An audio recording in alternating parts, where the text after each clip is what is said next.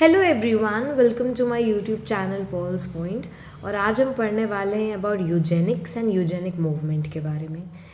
ये एक बहुत इम्पॉर्टेंट टॉपिक है। तो हमने unit 1 of community health nursing cover कर लिया था और आज से हम स्टार्ट करने वाले हैं अबाउट द यूनिट 2। तो यूनिट 2 का पहला टॉपिक ही है यूजेनिक्स। अच्छा, इसमें ये जो टॉपिक है ये जेनेटिक्स का भी पार्ट है, यूजेनिक मूवमेंट, तो हम इसे यहीं कवर कर लेंगे। तो अगर आप चैनल पे नए हो तो please subscribe to my channel. तो वीडियो को स्टार्ट करते हैं। तो सबसे पहले अगर हम इस शब्द को अगर समझते हैं तो हिस्टोरिकल डेवलपमेंट से पहले बढ़ते हैं। तो सर फ्रांसिस गैल्टन थे। ओके, सर फ्रांसिस गैल्टन थे। 1883 में उन्होंने इस वर्ड को कॉइन किया था, यूजेनिक्स। अगर अब हम इसको डिवाइड करें दो में तो यू का क्या मतलब होता है, गुड, और जेनिक्स का मतलब होता है वेल बोर्न या फिर बर्थ। ओके, अब देखो क्या था, यूजेनिक्स का मतलब है क्या। उनका मानना था कि क्या किया जाएगा, केवल अच्छे ट्रेड्स को ही आगे बढ़ाना। ओके, अब अच्छे ट्रेड्स आप क्या समझते हैं? अच्छे ट्रेड्स का मतलब है चाहे वो फिजिकल अपीयरेंस हो।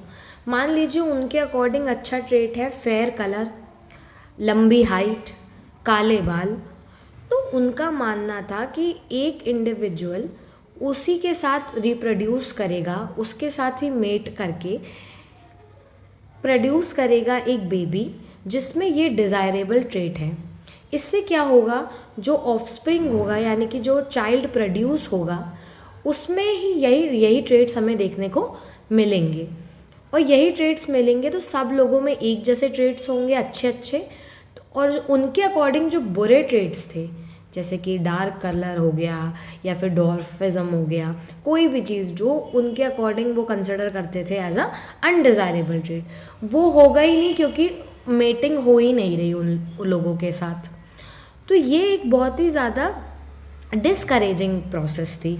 तो यूजेनिक यही होती है। यूजेनिक एक साइंस है that deals with improving the genetic quality of human population either by encouraging reproduction of people with desirable traits or discouraging reproduction of those undesirable traits।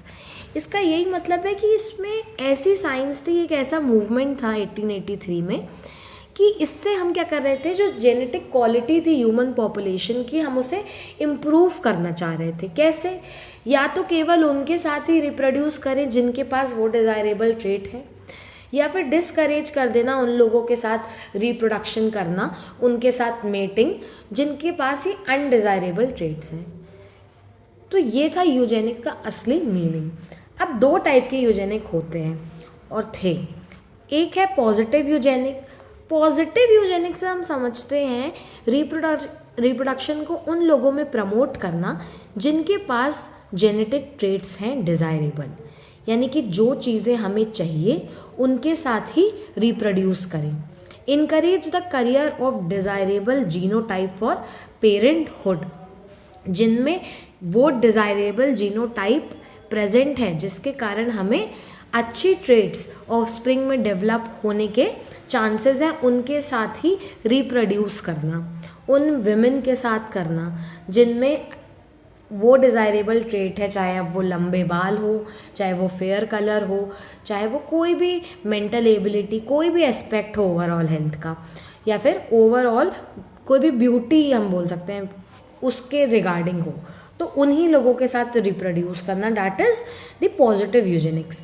Negative eugenic में हम क्या करते हैं, अनडिज़ायरेबल ट्रेट है जिन लोगों में, जो वो मानते हैं कि ये लोग अनडिज़ायरेबल है, तो उनके साथ रिप्रोडक्शन को मतलब खारिज कर देना कि उनके साथ रिप्रोड्यूस करना ही नहीं है। तो people who are suffering from serious hereditary disease are sterilized from producing children. और उस समय क्या करते थे कि किसी को अगर सीरियस हेरिडिटरी डिजीज़ है तो उन्हें तो कम्प्लीटली स्टरलाइज्ड करते थे कि वो प्रोड्यूस ही ना कर पाए चिल्ड्रन। ओके, तो this is about the positive and the negative Eugenix. Basically ये आया क्यों था? इसका एम यही था कि इम्प्रूव कर सके जेनेटिक कॉम्पोजिशन को ह्यूमन पॉपुलेशन की, कि केवल अच्छे अच्छे लोग हों, जो वो मानते हैं कि जो कैरेक्टरिस्टिक अच्छी हों, केवल वही चीज़ें इंडिविजुअल्स में प्रेजेंट हों। यूजेनिक मूवमेंट एक सोशल और साइंटिफिक मूवमेंट था जिसका एम था कि जेनेटिक क्वालिटी इम्प्रूव हो पाए। इवन दो ये अनएथिकल और डिस्क्रिमिनेटरी प्रैक्टिस थी।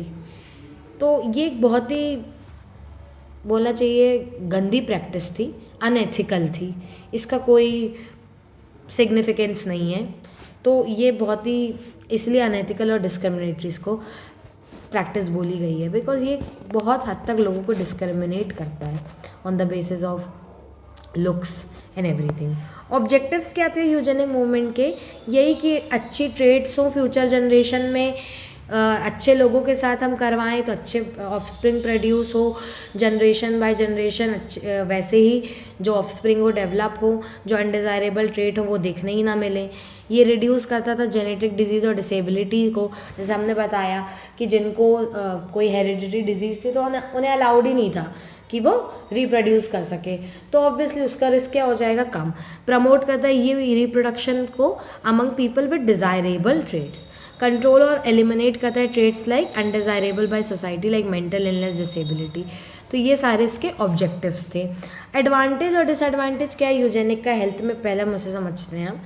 तो देखो, अगर सही तरीके से हम उसे अप्लाई करें तो उसके सही फ़ायदे ये हो सकते हैं कि बहुत से हेरिडिटरी डिसऑर्डर्स नहीं है, जैसे कि फॉर एग्जांपल किसी इंडिविजुअल को डाउन सिंड्रोम है, ओके, या फिर कोई लीथल डिजीज़ है जिसका बहुत ज़्यादा रिस्क है कि अगर वो इंडिविजुअल रिप्रोड्यूस करेगा तो उसके ऑफस्प्रिंग में वो डिजीज़ डेवलप हो ही जाएगी। तो ये एक अच्छा तरीका है, अगर हम इसको पॉजिटिव एस्पेक्ट में ले तो हम अर्ली डिटेक्ट कर सकते हैं उस हेरिडिटरी डिसऑर्डर को, और उन लोगों को हम एक बेटर अपॉर्चुनिटी प्रोवाइड कर सकते हैं, उन्हें सब चीज़ें बता सकते हैं, एक्सप्लेन कर सकते हैं कि अगर आप रिप्रोड्यूस करेंगे तो ऐसी ऐसी चीज़ें आपको सामना करना पड़ता है। तो ये कहीं ना कहीं आपको क्या करेगा, प्रमोट करता है टुवर्ड्स इन्फॉर्म्ड रिप्रोडक्टिव चॉइसेस कि ये आपका निर्णय है। ओके, ये बेटर कम्युनिटी हेल्थ आउटकम को भी प्रमोट करेगा और ये जेनेटिक डिजीज़ का जो भी बर्डन है उसको रिड्यूस करेगा। अब बात करते हैं इसके डिसएडवांटेज की, यानी कि इसके अनएथिकल एप्लीकेशन की। डिस्क्रिमिनेशन अगेन डिसेबल्ड और माइनॉरिटी ग्रुप्स। अब ऑब्वियसली बात है, एक बहुत डिस्क्रिमिनेशन डेवलप हो जाएगा, हीन भावना लोगों में आने लगेगी कि जो लोग फॉर एग्जांपल अगर कोई वीटिश कॉम्प्लेक्शन का है, या फिर अगर कोई ब्लैक है, फेयर नहीं है, तो उनके बीच में क्या हो जाएगा, डिस्क्रिमिनेशन होने लगेगा कि अरे केवल फेयरनेस को प्रमोट किया जा रहा है, या फिर कोई अगर शॉर्ट हाइटेड है और कोई अच्छा हाइटेड है, उनके बीच में कि हम मतलब उनके में वो भावना आने लगेगी। ये वायलेट करते हैं ह्यूमन राइट्स को, ऑब्वियस सी बात है। इससे साइकोलॉजिकल मेंटल बहुत ज़्यादा हार्म इंडिविजुअल्स को देखने को मिल सकता है, क्योंकि वो उन्हें अपॉर्चुनिटी नहीं प्रोवाइड करे टू रिप्रोड्यूस एंड कंटिन्यू अपनी स्पीशीज़ को करना। ओके, इससे सोशल इनइक्वालिटी भी प्रोड्यूस होती है। तो बेसिकली इसका फ़ायदा तभी होगा जब हम इसको उस पर्सपेक्टिव से देखें कि कंट्रोल करना है किस चीज़ को, हेरिडिटरी डिसऑर्डर को। पर इसके जो नेगेटिव इम्पैक्ट थे तो वो मैंने आपको ये भी बता दिए। तो this is all about the eugenic movement. इसमें एग्ज़ाम में अगर ये आएगा तो 5 मार्क्स पर ये आ सकता है पूरे मूवमेंट के बारे में। तो आपको जैसे मैंने नोट्स प्रोवाइड करें एग्जैक्टली वैसे ही लिखना है। थोड़ा आप हाईलाइट कर सकते हो ये सर फ्रांसिस गैल्टन को कि इन्होंने दिया था, किस ईयर में दिया था। ओके, आप ये वाला पॉइंट डाल सकते हो, तो इससे आपको बेटर मार्क्स मिल सकते हैं। तो अगर आपको इसके रिलेटेड, इस एक्ट के रिलेटेड कोई भी क्वेरी, बहुत छोटा सा एक्ट है कि अच्छी चीज़ें को, ट्रेड्स को रखो और जो अनडिज़ायरेबल ट्रेड है उनको हटा दो। तो ये सिंपल सा था। अगर आपको कोई भी क्वेरी हो तो आप कमेंट कर सकते हो, और ऐसे यूज़फुल वीडियोज़ के लिए don't forget to subscribe. Thank you so much guys.